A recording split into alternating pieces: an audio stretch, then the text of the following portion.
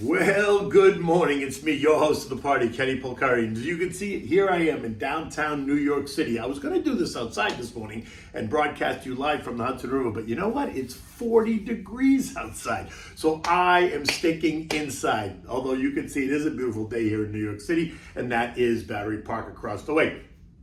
Okay, so what is it that we need to know? What is it that you want to know? And what is it that stocks are doing? Well, I guess you got to know this, right? Stocks ended the week lower last week, and they're starting the week weaker again today.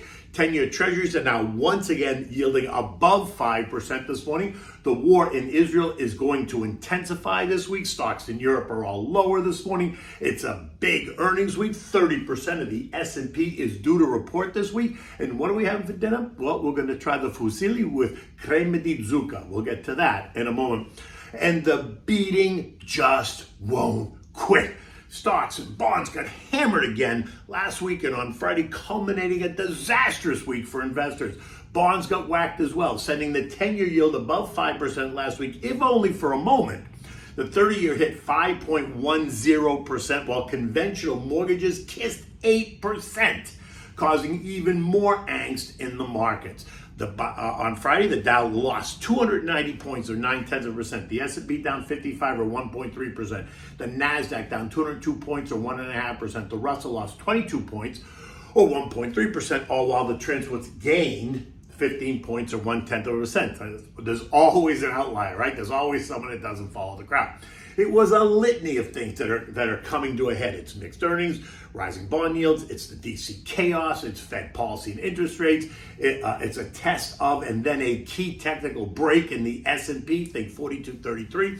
That sent and will send stocks lower as the algos shift into sell mode. And finally, it's the bloodshed in the ongoing war in Israel that appears ready to enter stage 2. Notice, we're not even discussing Ukraine and Russia anymore. We're not discussing Trump indictments or Hunter Biden any longer. You'd almost think that there's a method to this madness. As stocks and bonds fell, gold and oil surged higher, but for very different reasons. As some investors ran from the risk trade, right, stocks and bonds, and right into the ultimate safety trade, which is gold. Oil, on the other hand, is up because of the war in Israel and the possible disruption to supply and the possibility that it extends beyond Israelis' borders, dragging the Arab states and the U.S. into the fold. Now, while stocks plummet, you'd think that everyone is running for the door. But remember, there are always two sides to a trade. There's both a buyer and a seller. So just keep that in mind. While someone who is selling may be nervous, the one who is buying it is viewing this as an opportunity. There's no right or wrong answer here, right? It just depends on who you are, what your risk profile is, and what your expected time in the market is, and kind of where your head is at, right? Yes, it's ugly. Yes, sellers are being aggressive, which is exactly why stocks are trading lower, because the buyers know this. They see the fear, and so what do? They step aside, and boom, down we go. Now, what is a normal trading range, right? Well, the S&P is now down 8% off the July high, which is still within the normal band, right? The S&P has to trade down to 4180 before it officially enters the correction zone defined as a 10% move off the high. Anything less than that is considered normal, and while it feels really uncomfortable, it's not the disaster that many people think. Now, the Russell, on the other hand, is in correction territory. That's down 16% off the high. The transports are in correction territory, down 14% off the high. The Nasdaq's only 80 points away from entering the correction zone, and the Dow has to fall another 3% to take it into that zone. Now, some stocks clearly get hit harder than others for a variety of reasons. Some stocks are under pressure for the sole purpose that asset managers use them as a source of cash when they need to meet demands, right? They hit the sell button on the big names like Apple and Amazon and Meta and Microsoft, etc. And others are lower because the story, in fact, changes, right? Did they miss their estimates? Did they lose a big contract? Is a competitor eating their lunch? Is demand waning for their products? Is forward guidance all significantly lower? Those would be other reasons that you're going to see some stocks sell off even more. Now, Amex, for example, reported on Friday, and guess what? They beat on the revenue line, right? Coming in at $15.38 billion versus $15.3. They beat on earnings per share, coming at $3.30 versus $2.95. Loan yields were up, credit metrics were strong, and the operating expenses were better than expected. Yet, they put more money aside for credit losses, $1.23 billion versus $1.18. That's a 4% increase. That's the same as the loan loss reserve account that we see at the big banks, which also saw increases. And what does that mean? It means that Amex and the big banks are expecting more defaults, more people who can't pay. They're also cautious with the forward guidance, leaving investors unsure of whether or not Amex can deliver the 10+% revenue growth in 2024 that they all expected.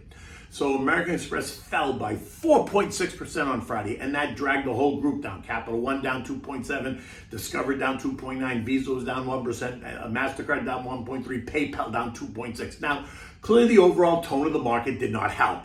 But you have to ask, what does American Express results suggest for the other credit card companies? Will we see even more money allocated to those credit loss accounts at these other credit card companies? Now, yields ended the week at 4.91% for the 10-year, while both the 2 and the 30 years are paying you the same amount, 5.07, which makes zero sense to me, because why would you put money in a 30-year bond if you're getting the same return as a 2-year bond, right? Shorter duration 3 and 6 month bills are yielding 5.4 and 5.55% respectively. Government money market funds are paying you 5+%, while 12-month CDs are going to earn you 5.5%, leaving many investors to opt out of this chaos and into stability and security.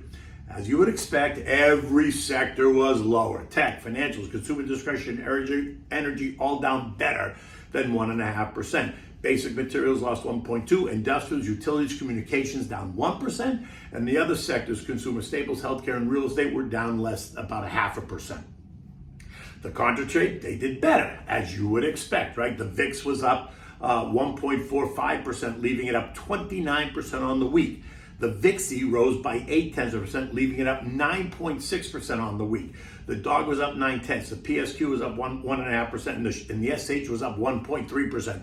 And the SPSX, the triple leverage short trade, that gained nearly 4% on Friday. Now, on the geopolitical front, we got new problems that are creating short-term chaos. We're starting to see U.S. bases in Syria and Iraq coming under drone attacks, while the Houthi rebels in Yemen and the Hezbollah rebels in Lebanon launch cruise missiles into Israel, prompting new concerns about how the Hamas-Israel war can spark a bigger conflict in the region, pulling the U.S. into the fight. And that only added to the angst. Now, the Pentagon assures us that our focus is on deterring a broader regional conflict, not joining it. All right? But just to be clear, the U.S. has been sending more military gear and troops toward the region since last week. Now, to do nothing more than keep Iran, Yemen, and Hezbollah from joining into this conflict. Now, just FYI, we've also put 2,000 troops on alert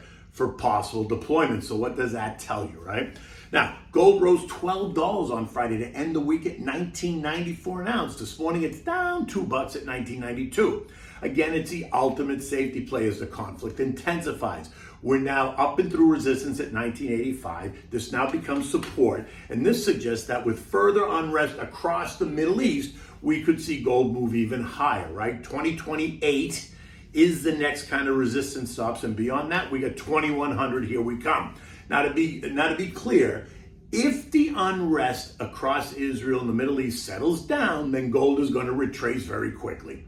Oil, on the other hand, traded up and through $90 last week, and it nearly kissed 91 on Friday, only to settle at $88 by the end of the day. This morning, oil is trading down 40 cents at 87.60. Energy Secretary Jenny Granholm tells the world that the U.S. is going to pay $79 a barrel for oil to refill the SPR when it gets there. Really? Who does that? The dollar index continues to hold tight at 106.16. This morning, it's trading just down 3 cents at 106.13. Overnight, futures tried to rally, but they've turned lower as the day dawns and concerns rise. At 6 o'clock this morning, the Dow was down 200, the S&P is down 25, the NASDAQ down 110, the Russell is off by 10. The 10-year yield is now back above 5% this morning, and that is only adding more angst and pressure on stocks. Chevron announces a deal to buy Hess this morning in an all-stock transaction. Chevron is paying $171 a share for Hess, or a 10% premium, giving Hess shareholders 1.025 shares of Chevron for each share of Hess that they own. Chevron is quoted down 5 points while Hess is quoted up 3. Makes perfect sense. It's also a big week for earnings. 30% of the S&P is due to report this week. Earnings will come from a range of sectors: containers and packaging with CCK, steel producers with CLF, Steel and Nui, right? You got consumer finance with Signorini Financial and Capital One, managed care with CNC, life sciences and healthcare is Danaher and HCA. Autos, you got General Motors and Ford. Investors are clearly curious about how those earnings are going to impact the strike demands. Strong earnings from either one of those car makers is only going to embolden the UAW. Consumer electronics and Xerox, integrated electric utilities, Nextera, small regional banks, PacWest, People's Bank, aerospace and defense, Raytheon, General Dynamics and Northrop Grumman, agriculture products, Archer Daniels Midland, personal care products, Kimberly-Clark and Colgate, diversified industrials, Triple M, oil field services and equipment, Halliburton, Baker Hughes, basic and diversified chemicals, Dow Chemical, and 4 of the mega cap tech giants, Amazon, Meta, Apple, and Microsoft. So strap in. Now, there's no economic data this morning, so the focus is going to be on the chaos in D.C. There are now 9 Republicans vying for the speaker's seat. It's going to also focus on the war in the Middle East and the technical break in the market. This morning, we're seeing Israel intensify the bombings in Gaza as they prepare for the next stage of the fight, while humanitarian aid is making its way across the border. On Tuesday, we're going to get the Philly Fed non-manufacturing, think services index, right? This country is a 70% services economy. That's expected to be lower. On Wednesday, we're going to get U.S. services PMI of 49.9, inching even closer to neutral. Richmond Fed manufacturing and Richmond Fed business conditions index. Wednesday also brings us new home sales, expected to be up 1% month over month. Thursday brings us the first release of third quarter GDP, and that is expected to be plus 4.3%, up from the second quarter's 2.1%. Retail inventories, durable goods, pending home sales are all due, but the one that everyone's waiting for is Friday's data, the personal income and spending, and the all-important PCE deflator. You know, that's the Fed's favorite inflation gauge. Stocks in Europe are lower this morning. Markets across the region all down by between 0.1% and 0.6%. It's the same issues affecting the mood in Europe, right? It's geopolitical concerns, it's a big earnings week, and it's the latest policy decision that's due out of the ECB on Thursday this week. The S&P plummeted down through 42.33, which was the 200-day moving line's long-term support line. It ended the day down 55 points at 42.24. So this is now key. Will the sellers retreat? Will the buyers become more aggressive? In any event, if we fail to take back the trend line at 42.33, we could see a swift move down to 4100, 4125. Recall that a break below 4180 puts the S&P into official correction mode, and that will send another technical sell signal to the algos, causing a new wave of selling, right? So just beware. Okay, so what do we have for dinner tonight? We're having this in Italian. It's called Fusilli with creme di zucca salsiccia, right? It's really fusilli with pumpkin cream and sweet sausage. Now, it sounds so romantic. In any event, fall is in the air, the mornings are brisk, sleeping at night with the windows open allows for more cuddling and always a feel-good moment. So give this one a try because it is so delicious. Now for this you need 1 pound of fusilli pasta, that's that curly spaghetti, right? You need 4 links of Italian sweet sausage, casings removed. You need chopped sweet onions, garlic, olive oil, a half a cup of white wine, you know me, Pinot Grigio Santa Margherita. You need 1 bay leaf, 1 cup of chicken broth, 3/4 cup of canned pumpkin, not pie filling, you need canned pumpkin. 1/4 cup of fresh sage, which is optional, but you can use it, salt and pepper. You need ground cinnamon to taste, dash of nutmeg, heavy cream, and certainly fresh grated Parmigiano. Bring a pot of salted water to a rolling boil on the back burner. Now, brown the sausage in a large frying pan. Remove it when it's done. Add the onions and garlic and a splash of olive oil. Cook that until they're nice and soft. Now add the wine and the bay leaf. Bring it to a boil. Cook until the liquid is reduced by about half. Now stir in the pumpkin, half of the sage, and all the remaining seasonings. Cook a little longer, 2-3 minutes. Add the cream and the sausage, heat it up and through, take the bay leaf out, leave it on simmer. Now, you put your pasta in the pot, now drain the pasta and return it to take the tongs and put it right into the sausage mixture. You want to toss it to coat. If it starts to suck up all the juice, just take the ladle with the pasta water, add a little bit of ladle into the pasta just to keep it moist. You don't want to make it soupy. Sprinkle a handful of fresh grated Parmigiana cheese on it, toss it really well, add the remaining sage, and then when you serve it in warm bowls, always having an extra fresh grated Parmigiana on the table, and you can serve this with the chilled white wine that you use for cooking. Now just finish out the bottle and have it for dinner. In any event, it is Monday morning. The week is just about to get started. I expect it to continue to be volatile, especially if the S&P breaks 4180, because then we will be in official correction mode. Until tomorrow, take good care.